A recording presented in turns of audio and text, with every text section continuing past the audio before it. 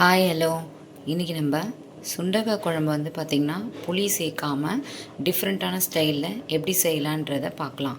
அதுக்கு தேவையான பொருட்கள் பார்த்திங்கன்னா, ஒரு பெரிய வெங்காயம் நறுக்கியிருக்கேன், 2 தக்காளி, பூண்டு இடித்து வச்சுருக்கேன், கருவேப்பிலை, அதுக்கப்புறம் தேங்காய் பால். சுண்டக்காவை காம்பை கிள்ளி இடித்து அரிசி கழுவின தண்ணியில் போட்டு வச்சுருக்கேன். இப்போ இதை எப்படி செய்யலான்றதை பார்க்கலாம். தேவையான அளவு எண்ணெய் ஊற்றிருக்கேன். எண்ணெய் காஞ்சதும்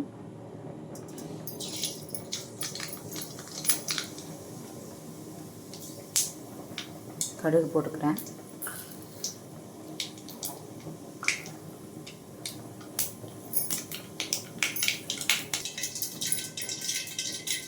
கடுகு பொரிய இந்த மாதிரி ஒரு லிட் யூஸ் பண்ணிப்பேன் நான். ஸோ கடுகு பொரிஞ்சிட்டோம்.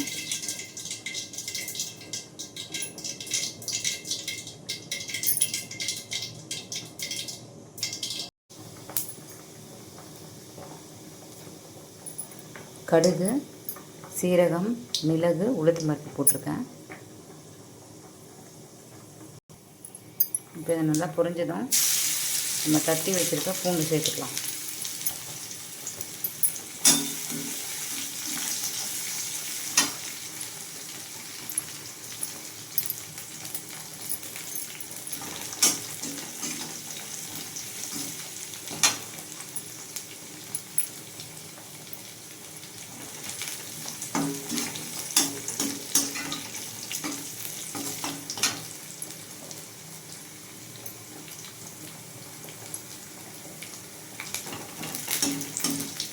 பூண்டு கொஞ்சம் வதங்கட்டும்.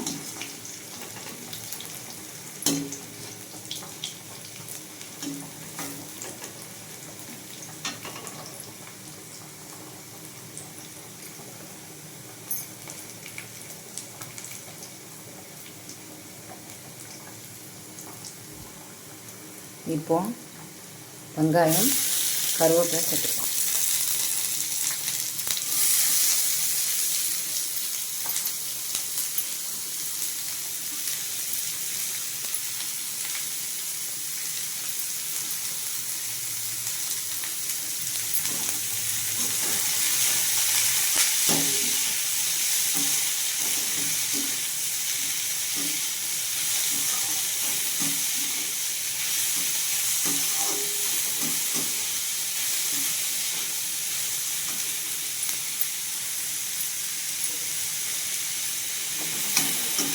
வெங்காயம் பார்த்திங்கன்னா நல்லா வதங்கணும். வெங்காயம் இப்போ நல்லா வதங்கிடுச்சு. இப்போ இதில் நம்ம தக்காளி ஆட் பண்ணிக்கலாம்.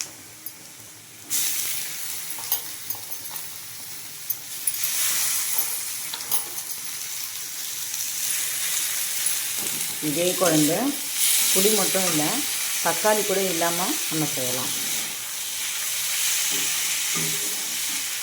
ஆனால் இன்றைக்கி நான் தக்காளியும் ஆட் பண்ணியிருக்கேன். இன்னொரு நாள் நான் தக்காளி இல்லாமல் யூஸ் பண்ணிக்கிறேன்.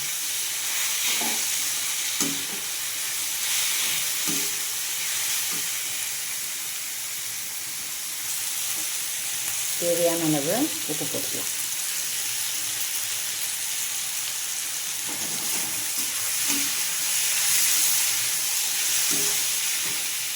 வெங்காயமும் தக்காளியும் இப்போ நல்லா வதங்கட்டும். வெங்காயம் தக்காளி நல்லா வதங்கிருச்சு. இப்போ இதில் நம்ம ஒரு 1/4 ஸ்பூன் மஞ்சள் சேர்த்துக்கலாம்.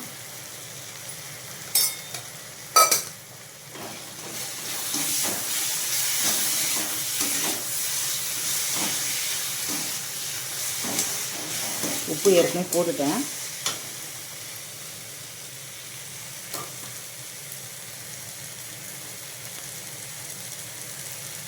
மிளகாய்த்தூள் சேர்த்துக்கலாம். மிளகாய்த்தூள் பார்த்திங்கன்னா இது குழம்பு மிளகாய்த்தூள் தான், வீட்டில் அரைக்கிறது.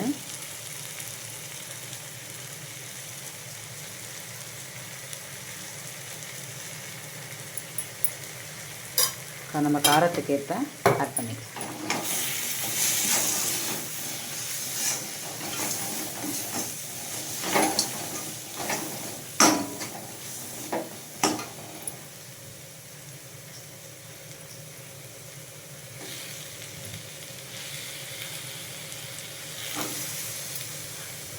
வெங்காய தக்காளி வதக்கினோன்னே நான் சுண்டைக்காய் போட்டுருவேன்.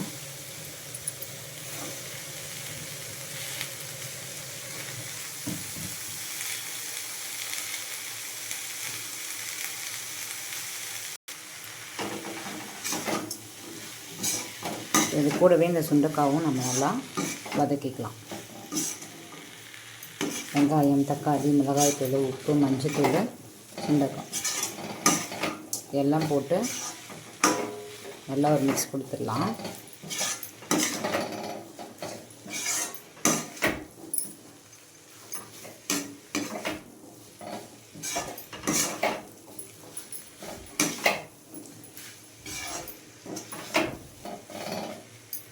இப்போ இதுக்கு தேவையான அளவு தண்ணி ஊற்றி சுண்டைக்காய் வேகிறதுக்கு தண்ணி ஊற்றி வேக வைக்கலாம். நம்ம தேங்காய் பால் ஆட் பண்ணுறதுனால கொஞ்சமாக தண்ணி ஊற்றிக்கலாம்.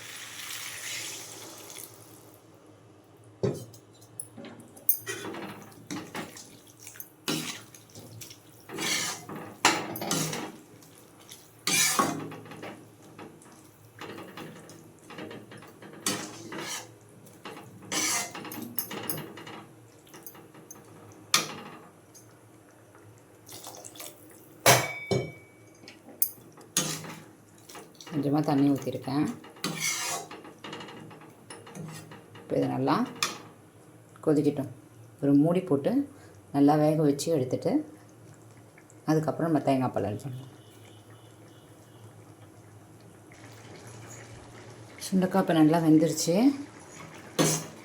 இப்போ நம்ம இதில் தேங்காய் பால் ஆட் பண்ணிக்கலாம்.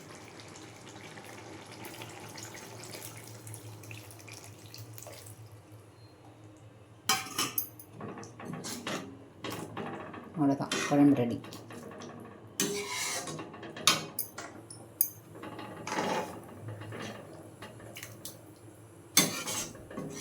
ஒரு லோ ஃப்ளேமில் வச்சு ஒரு 2 to 3 minutes குக் பண்ணி இறக்கிட்டா சுண்டைக்காய் குழம்பு ரெடி.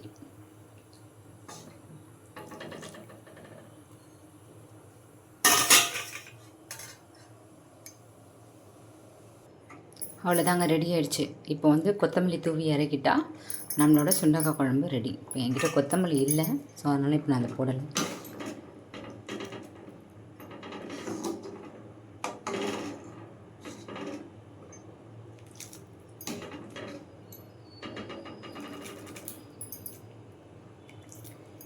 இது இட்லி, தோசை, சாப்பாடு எல்லாத்துக்குமே செட்டாக இருக்கும். நான் இன்றைக்கி இட்லி தோசைக்கு சாப்பாட்டுக்கு தான் வச்சுருக்கேன்.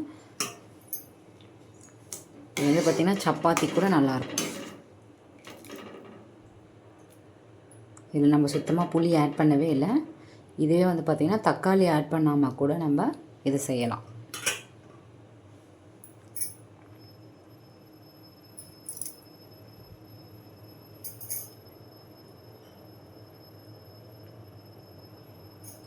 ஸ்டவ் ஆஃப் பண்ணிடலாம். Thank you all.